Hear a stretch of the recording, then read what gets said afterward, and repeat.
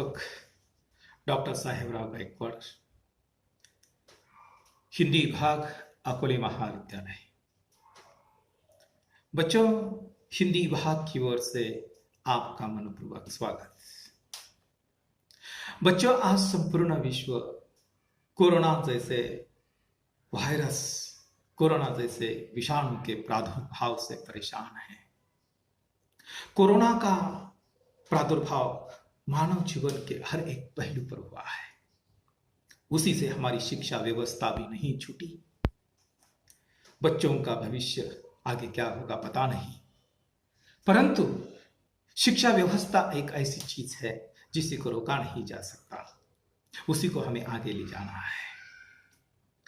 बच्चों, इस साल आप लोगों ने SYBA में प्रवेश कर लिया है या आप कर रहे हैं प्रवेश, परंतु SYBA की कक्षा में एक स्पेशल विषय आपको चुनना होता है। उसी के साथ साथ कंपलसरी अंग्रेजी विषय है, एक एनवायरमेंट है और 2 ऑप्शनल पेपर आपको चुनना होगा। यानी कुल मिलाकर आप लोगों को इस साल 7 विषय का अध्ययन करना है। इन 7 विषयों का अध्ययन आप करते समय जो विषय आपने स्पेशल विषय चुन लिया है, उदाहरण के रूप में मैं बता दूं कि आपने समझ लीजिए कि हिंदी विषय चुन लिया है, तो हिंदी विषय के आप लोगों को 3 विषय का अध्ययन करना होगा, 3 पेपर का अध्ययन करना होगा। वैसे तो ऐसी बात नहीं है कि सिर्फ हिंदी विषय के ही स्पेशल के 3 पेपर होते हैं। कौन सा भी स्पेशल विषय हो, अंग्रेजी हो, मराठी हो, हिंदी हो, पॉलिटिक्स हो, भूगोल हो या और भी कोई विषय हो, इकोनॉमिक्स जैसा विषय हो, SYBA में आने के बाद स्पेशल विषय के 3 पेपर का अध्ययन हमें करना ही होता है। जैसे कि हिंदी के ही 3 पेपर हैं, परंतु ये 3 पेपर कौन कौन से हैं उसकी जानकारी आपको होना आवश्यक है। बच्चों, इस साल आप लोगों को हिंदी के 3 विषय का अध्ययन करना है, 3 पेपर का अध्ययन करना है। उनमें से एक पहला पेपर है हिंदी S1। यस का मतलब होता है हिंदी स्पेशल का पहला पेपर। दूसरा है हिंदी S2। S2 का मतलब होता है हिंदी का दूसरा स्पेशल पेपर। और तीसरा जो पेपर है हिंदी सामान्य पेपर है, हिंदी जनरल पेपर है, वो उसी को हम G2 भी कह सकते हैं।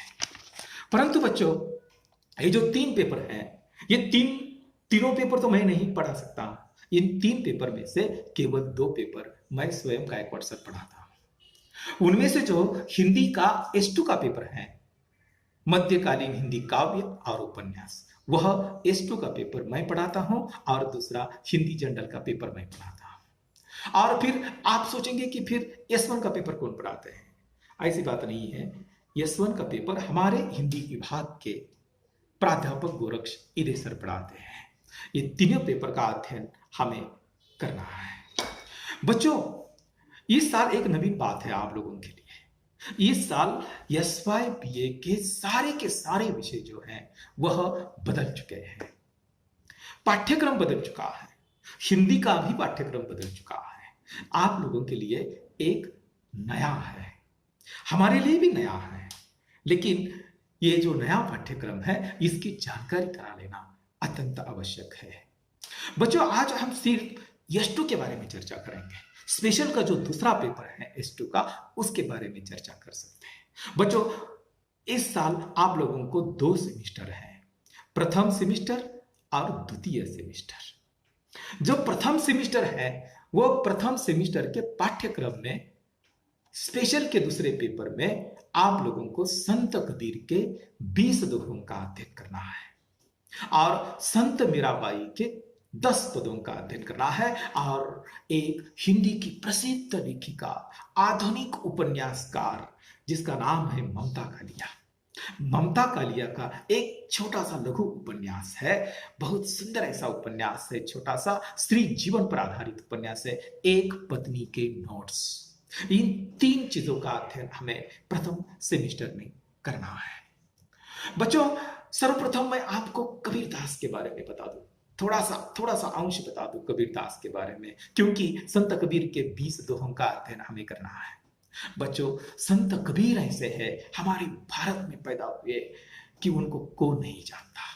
बच्चों, आप लोग तो जानते हैं, मेरे ख्याल से 8वीं कक्षा से लेकर FY BA तक कबीरदास के कुछ ना कुछ, थोड़े बहुत क्यों ना हो, आप लोगों ने दोहों का अध्ययन किया है, उनके जीवन परिचय का अध्ययन किया है। यानी कहीं ना कहीं कबीरदास नाम आप लोगों ने सुना होगा।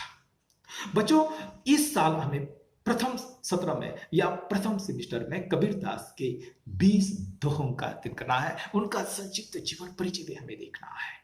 बच्चों, कबीर का जीवन अत्यंत संघर्षमय रहा है, यानी जन्म से लेकर मृत्यु तक इस महात्मा ने संघर्ष कर लिया। ऐसा कहा जाता है कि उनका जन्म काशी में एक विधवा ब्राह्मण स्त्री की कोख से हुआ। बच्चों, मेरी बात आप लोग ध्यान से सुनिए कि ऐसा कहा जाता है कि संत कबीरदास का जन्म एक ब्राह्मण विधवा कन्या की कोख से हुआ और लोक लाज के भय से उन्होंने काशी के लहर तारा तालाब के किनारे सूरज निकलने से पहले ही फेंक दिया था। और कबीर की मृत्यु काशी के पास ही मगहर में हुई थी। ये कितना भाग्यशाली था ये कबीर। मुझे तो ऐसा लगता है भाग्यशाली इस अर्थ में मैं कह सकता हूं क्योंकि अरे जिसका जन्म काशी में हुआ, जो हिंदुओं का पवित्र स्थान है, जिसकी मृत्यु काशी के पास हुई, जो हिंदू धर्म, हिंदुओं की पवित्र जन्मभूमि है, ये पवित्र स्थान है, ऐसे स्थान पर उनका जन्म हुआ और मृत्यु भी हुई। हमें कभी कभी खेद होता है, हमारी पूरी उम्र गुजर जाती है, हम मन में तय कर लेते हैं कि एक बार क्यों न हो काशी में जाएंगे, काशी में दर्शन कर लेंगे, गंगा में स्नान करेंगे, लेकिन वो भाग्य हमारे नसीब में नहीं होता है। परंतु कबीर भाग्यशाली है। बच्चों, कबीर का व्यक्तित्व बहुत कुछ अलग ही था। अरे कबीर पाठशाला में नहीं गए आपकी तरफ, कबीर ने किसी भी पाठशाला में अध्ययन ग्रहण नहीं किया। काशी में साधु और संतों के पीछे पीछे घूमने वाला यह बच्चा वो जीवन का अनुभव कर रहा था। उन्होंने जो कुछ देखा, उन्होंने जो कुछ सहन कर लिया, वही उनका ज्ञान है, वही उनकी पाठशाला है। और उन्होंने दोहों के माध्यम से, काव्य के माध्यम से समाज के सामने अपने विचारों को व्यक्त किया है। बच्चों, कबीर अत्यंत निर्भीक, अत्यंत उदार, सत्यवादी, अहिंसा, सत्य और प्रेम के समर्थक, बाह्य आडंबर विरोधी, अंधविश्वासों के खिलाफ क्रांतिकारी थे, समाज सुधारक थे। कबीरदास ने अपने दोहों के माध्यम से, काव्य के माध्यम से हिंदू और मुसलमानों में जो वैमनस्य की भावना थी उसी को दूर करने का काम किया, समाज को सुधारने का काम किया, अंधविश्वासों को निपटाने का काम किया। वह केवल कबीर एक क्रांतिकारी था, समाज सुधारक था।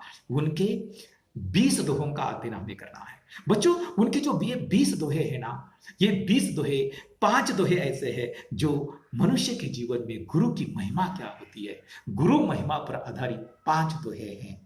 माया से सावधान रहने के लिए कबीर ने 5 दोहे में हमें कहा है, क्योंकि मनुष्य माया जंजाल में फंस जाता है मनुष्य माया जंजाल में, और माया से सावधान रहने के लिए कबीर ने कहा है।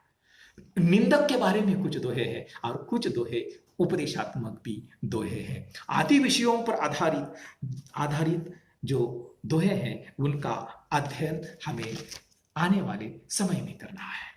और दूसरी संत कवयित्री है मीराबाई के 10 पदों का अध्ययन करना है। बच्चों, संत मीराबाई का जीवन अत्यंत दुखमय रहा है। अत्यंत कम उम्र में उनकी माता का देहांत हो गया, माता का छत्र छाया नष्ट हो गया। पिताजी थे दादू, उन्होंने उनका लालन पालन किया। परंतु संत मीराबाई बचपन से ही श्री कृष्ण को अपना पति मानती थी, श्री कृष्ण की भक्ति की, श्री कृष्ण के भजन और कीर्तन में मग्न रहती थी। अत्यंत कोमल उम्र में, कली की उम्र में उनका विवाह राजपूत घरानों में हुई। राजपूत घरानों की वह बहू बन गई, परंतु वह भी सुख नसीब में नहीं था। कुछ विवाह के बाद कुछ सालों में ही संत मीराबाई विधवा बन गई, परंतु तो भी उन्होंने हार नहीं मानी। उन्होंने हार नहीं मानी, उन्होंने बचपन से ही श्री कृष्ण को अपना पति माना था और उस भगवान से वह अपना पति के रूप में प्रेम करती रही, भक्ति करती रही, भजन कीर्तन करती रही। संत मीराबाई को अपने कपड़ों की सुध नहीं थी, उतनी मग्न हो जाती थी भजन और कीर्तन में। उसका एक पद है, मेरा दर्द न जाने कोई, मेरा दर्द न जाने कोई, सूली ऊपर सेज पिया की किस भी न मिलन हुई, मेरा दर्द न जाने कोई। संत मीराबाई के 10 पदों का अध्ययन हमें करना है बच्चों। और तीसरा जो अध्ययन हमें करना है वह आधुनिक लेखिका ममता कालिया, जो मशहूर है हिंदी साहित्य में, उपन्यास साहित्य में, कथा साहित्य में। ममता कालिया का एक छोटा सा लघु उपन्यास है, एक पत्नी के नोट्स।